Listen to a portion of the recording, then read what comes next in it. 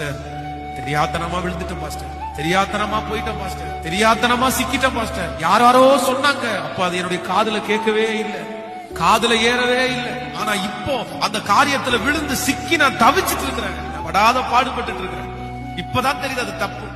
ஐயோ, நான் என்ன செய்வேன்னே தெரியல. இதுக்கு மேல நான் எழும்புவேனா?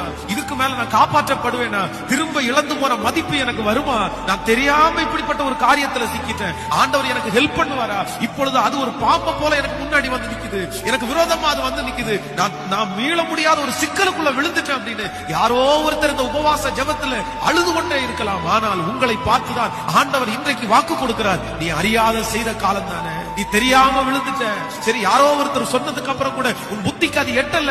ஆண்டவருடைய சமூகத்துல தாவீதை போல ஒரே ஒரு வார்த்தை, ஆண்டவரே, கொடிய இடுக்கண்ணில் அகப்பட்டிருக்கிறேன், இப்பொழுது கர்த்தருடைய கரத்தில் விழுவேனாக. அவருடைய இரக்கங்கள் மகா பெரியது.